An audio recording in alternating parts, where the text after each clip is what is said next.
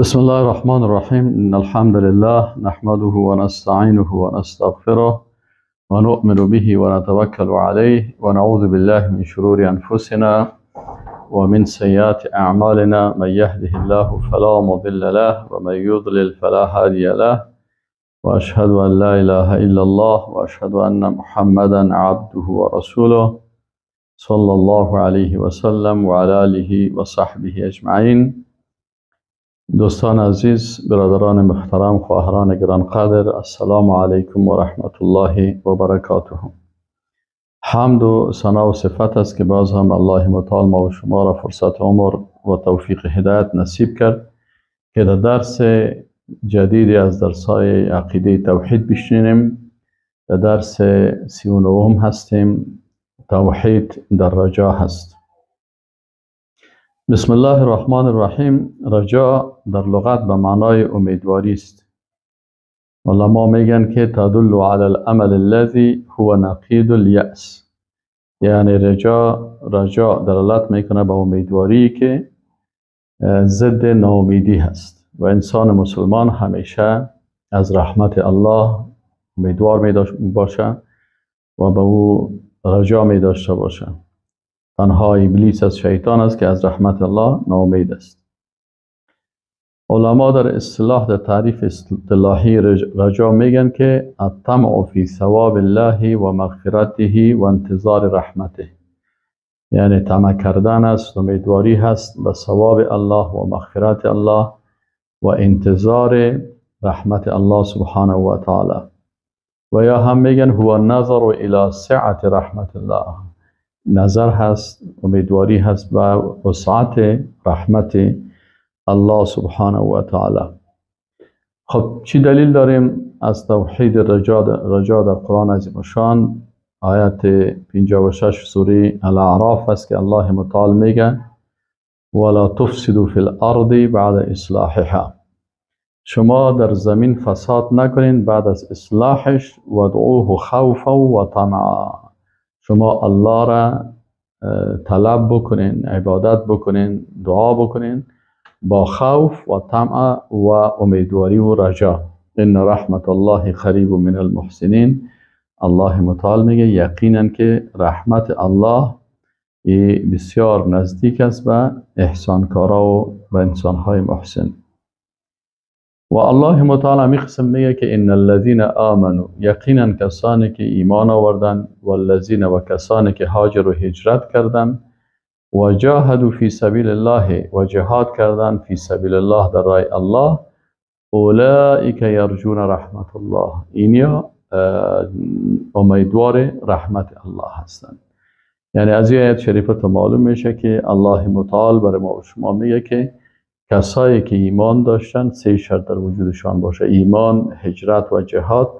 این 3 عنصر وقتی که یک مسلمان داشت، این امیدوار رحمت الله می باشه. اما کسایی که برعکس از اینا هستن، اونا دیگه باز از رحمت الله، اینجا رحمت الله برای از این کسا هست. ولا تهینوا، همچنان الله متعال میگه ولا تهینوا فی ابتغاء القوم، شما در جستجوی دشمنای اسلام شما سستی نکنین. ان تکونوا تعلمون فانهم یعلمون کما تعلمون، میگه اگر شما مجاهدین مسلمان در جهاد فی سبیل الله شما احساس درد میکنین، فانهم یعلمون، اونا هم احساس درد میکنن. یعنی اگر شما جهاد میکنین، در جهاد براتون زخمی میشین، سختی ها را میبینین، شهادت نصیب میشه و مشکلات میداشته باشین، دشمنای دین، دشمنای الله، اونا هم درد میبینن، اونا هم زخمی میشن، کشته میشن، مردار میشن. و ترجون من الله ما لا یرجون، لیکن فرق شما با اونا چی هست؟ که شما از الله امیدهای دارین، چیزهایی را امید دارین که اونا لا یرجون، اونا این امید ندارن.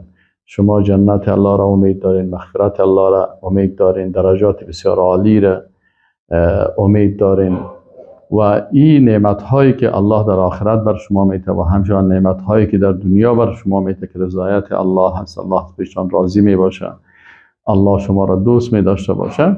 پس این امیدها را اونا ندارن. از این خاطر شما هیچ وقت در قسمت جهاد فی سبیل الله و در مقابله با دشمنای الله هیچ وقت احساس سستی نکنین. و کان الله علیما حکیما، یقینا الله و هست الله سبحانه و تعالی هم بسیار علیم با خبر است از حالت شما و حکیما و ذات بسیار حکم کننده با حکمت است. در احادیث شریف هم در مورد توحید در رجا گفته شده است. امام ابن ماجه رحمه الله در سنن ابن ماجه روایت میکنه عن انس، میگه انس رضی الله عنه میگه که ان النبی صلی الله علیه و سلم، که نبی کریم صلی الله علیه و سلم میگه فرمودن، رسول الله صلی الله علیه و سلم میگه دخل علی شاب، میگه رسول الله صلی الله علیه و سلم دخل علی شاب، بالای در نزد یک جوان رفت و هو فی الموت، در حالی که امی جوان در حالات جان کندن یا نزدیکی مرگش بود. فقال، میگه رسول الله صلی الله علیه و سلم پرسیدن که کیف تجدک، ما تو را در کدام حالت میابم یا چطور هستی، حالتت چطور است؟ قال، میگه امی جوان گفت که ارجو الله، ما از الله امید دارم، یا رسول الله، رسول الله صلی الله علیه و سلم، و اخاف ذنوبی، و ما از گناههای خود میترسم. فقال رسول الله صلی الله علیه و سلم لا یجتمعان فی قلب عبد فی مثل هذا الموطن الا اعطاه الله ما یرجو و آمنه مما یخاف. میگه رسول الله صلی الله علیه و سلم گفت که این دو چیز در قلب یک انسان مؤمن در این حالت جمع نمیشه که انسان هم خوف از الله، ترس داشته باشه و هم امیدوار بر رحمت الله باشه. دیگه میگه این دو چیز جمع نمیشه در این حالت الا مگر ای که اعطاه الله سبحانه و تعالی اعطا میکنه ما یرجو، آن چیزی را که شخص امیدوارش است، و آمنه و ایره امن میته مما یخاف، از آن چیزی که میترسه. علمای اسلام هم در این راستا اقوالی را گفتن. مثلا علی رضی الله عنه میگه که لا یرجون عبد الا ربه، میگه امید نکنه هیچ کس، هیچ بنده مگر از پروردگارش. یعنی همیشه انسان مؤمن امیدوار به بارگاه الله سبحانه و تعالی باشه. و امام شافعی رحمه الله در حالت مرگش میگفت که فلما قسا قلبی و ضاقت مذاهبی جعلت الرجا منی لعفوک سلما. دیگه میگه که یا الله وقتی که قلب من بسیار سخت شد و ضاقت و راه های رفتن من، یعنی راه تنفس ما و دیدن ما و حرکتی کلش بندش میکنه که وقت مرگ است، جعلت الرجا منی لعفوک سلما، میگه من امی امیدواری خودم، رجایی که دارم برای عفو تو، ایره میگه من زینه خود ساختیم که به رحمت تو من برسم. یعنی من بسیار امیدوار رحمت تو هستم. و حافظ ابن حجر عسقلانی میگه که مقصود از رجا این است که وقتی از کسی تقصیر واقع شود به الله گمان نیک داشته باشد و امید کند که گناهانش را محو خواهد کرد. و هر کسی که طاعت نمود امید قبولی داشته اش را داشته باشد. یعنی میگه که امیر رجا در دو حالت میشه. وقتی انسان از پیشش اشتباه میشه، گناه میشه، امیدوار از این میباشه که الله گناههای مرا ببخشه. و وقتی که طاعت میکنه امیدوار از این میباشه که الله متعال امی طاعت مرا قبول بکنه. علامه ابن قیم جوزی رحمه الله میگه و هو عبودیه، میگه اینمی رجا که است یک عبادت است و تعلق بالله و این ارتباط است با الله من حیث اسمه المحسن البر، با اساس نامهای المحسن الله و نام البر الله. دو نام الله که است از اسماء الله الحسنا، یکی محسن هست و دیگه البر هست. پس میگه الله متعال بسیار احسان کننده و کمک کننده هست برای بندهش و البر بسیار نیکوکار است. پس وقتی که انسان عقیده داشت که الله متعال بسیار احسان کننده هست و بسیار نیکی کننده هست، محسن و بر هست، پس فذلک التعلق، این تعلق انسان با الله مستحکم میسازه که انسان به الله امیدوار باشه. و التعبد به هذا الاسم، و عبادت کردن با این نام الله است که انسان وقت عبادت قلبی میکنه یعنی امید میداشته باشه و الله، ای در حقیقت با امین نامهای الله سبحانه و تعالی عقیده داره و به الله عبادت میکنه که الله محسن است، الله بر است. والمعرفة بالله هو الذي، و معرفت به الله است، و هو الذي اوجب للعبد الرجاء.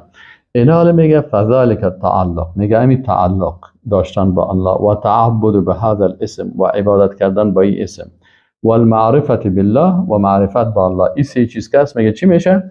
هو الذي اوجب للعبد الرجاء. این میگه واجب میگردانه که انسان مؤمن امیدوار به الله باشه، تعلق قلبی با الله داشته باشی، عبادت الله را میکنی و معرفت به الله داری، پس این تو را امیدوار میسازه به چی؟ به ای که این عبادت رجا را بکنی.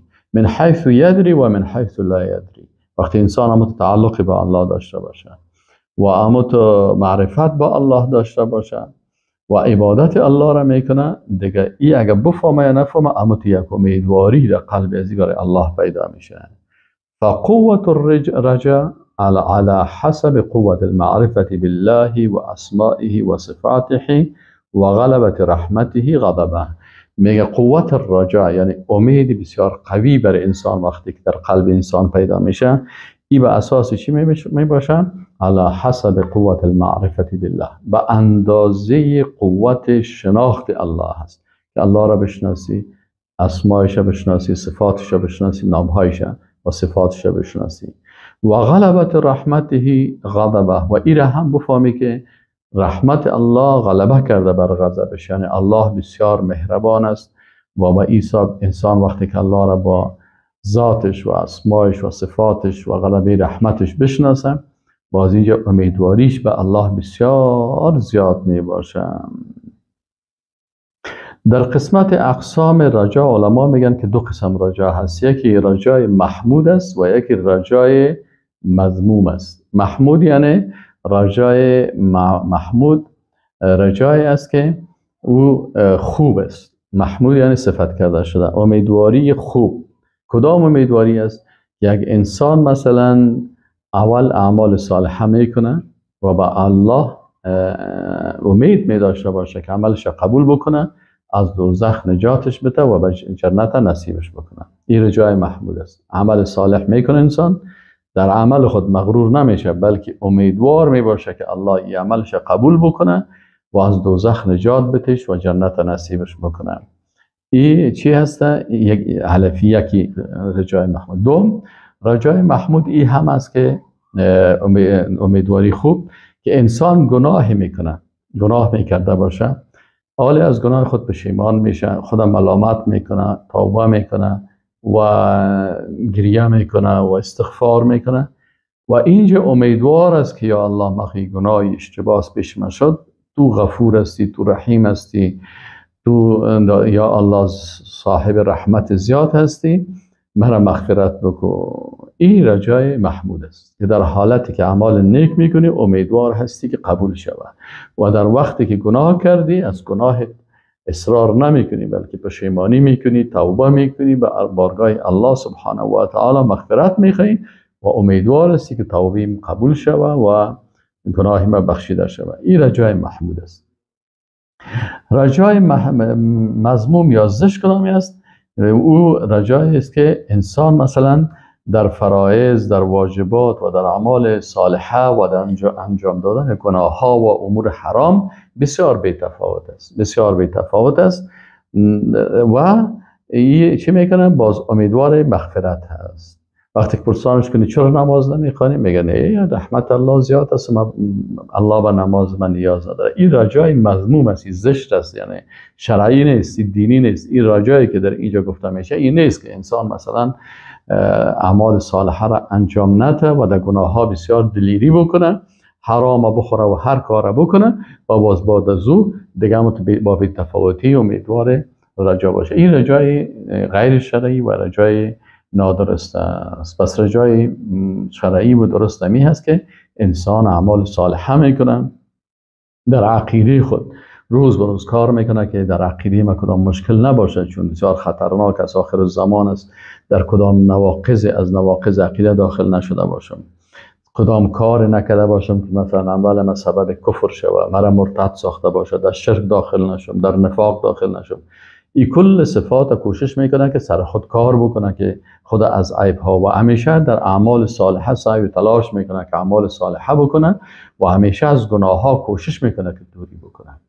و وقتی که اعمال صالحه کرد باز امیدوار رحمت الله و بخشش الله می باشه و امیدوار قبولش می باشه. و همه قسم اگر از پیشش گناه میشه و خطا میشه و اشتباه میشه، باز اینجا چی میکنه؟ استغفار میکنه، توبه میکنه، پشیمانی میکنه، رجوع میکنه، گریه میکنه، و باز در این حالتی که توبه میکنه و پشیمان است امیدوار از این هست که یا الله مرا مغفرت بکنی. این رجای محمود است. و رجای غلط و نادرستی است که یک کسی مثلا گناه میکنه و اشتباه میکنه و عبادات نمیکنه و احکام بی تفاوت است، در مقابل درس و عقیده و ایگفا کلش بی تفاوت است، لکن باز داخل جگه امیدواری میکنه که نه، باز وقتی که دروازه جنت باز شد کل ما داخل جنت میشیم. و این رجای غلط است که اکثرا این انسان های بیدین میکنن و این برشان هیچ منفعت نمیرسه. خب و ما همین دیده مثلا بعضی کسا هست که مثلا امی رجای غلط هم میکنن، در گناه و همه چیز مبتلا هست، باز میگه برو برادر الله لک بخش است. درست است، الله لک بخش است، میبخشه اگر بخواه ببخشه، ولی فمن یعمل مثقال ذره خیر یره و من یعمل مثقال ذره شر یره. الله به اساس عدالتش ذره ذره اعمال ما را محاسبه میکنه و در ترازوی میزان بگذاره کدامش بیشتر از قوی تر است. پس این خونه میشه که انسان مثلا یا نماز نمیخونه، یا کسی من بسیار سنم خورد بود، یک ریش سفید بود، گفتم چرا نماز نمیخونی؟ یعنی گفت الله به نماز ما و تو ضرورت نداره. یعنی رجای غلط، ما نماز بخوانیم یا نخوانیم الله ما را میبخشه. و باز بیچاره چند وقت بعدش دیدیم که فوت کرد، مرد و دعالت بینمازی، در حالی که بسیاری از علما و تا صحابه در وقت صحابه کسی که تارک نماز می بود و بیخی حکم کفرش می کردن، کافر می گفتن هستن. و منافع رجا چی هست؟ رجا از صفات رحمان الرحیم، تواب، غفار و غفور الله چی میکنه؟ بسیار در قلب انسان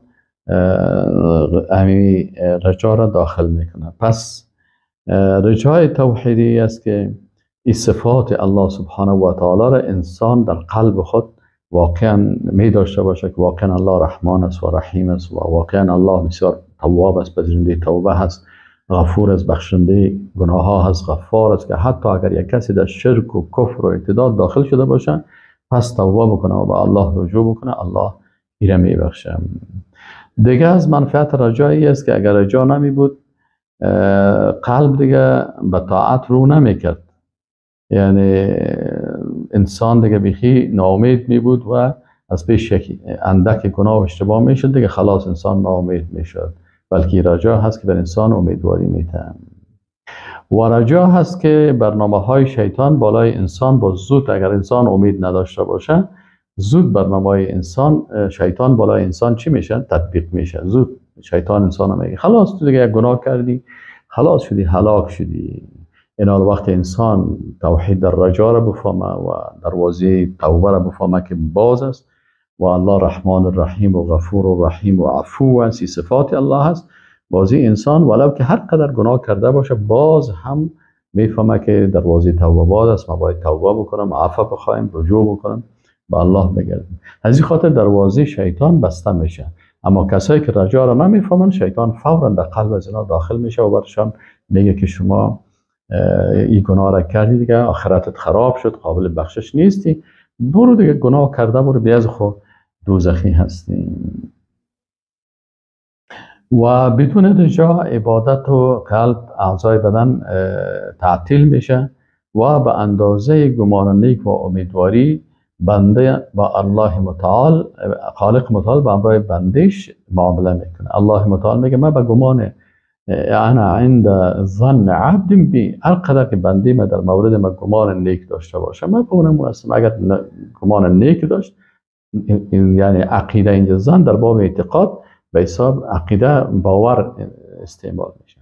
وقتی که الله متعال میگه ما مطابق امو عقیده بنده خواست، اگر این عقیده قوی داشت که الله رحمان است و رحیم است و تواب است و عفو است و غفور است و غفار است و این گناه های مرا میبخشه و به الله رجوع میکنم، من بر ازی مغفرت میکنم. و اگر برعکس ازی باشه، الله متعال برعکس ازی امرایش معامله میکنه.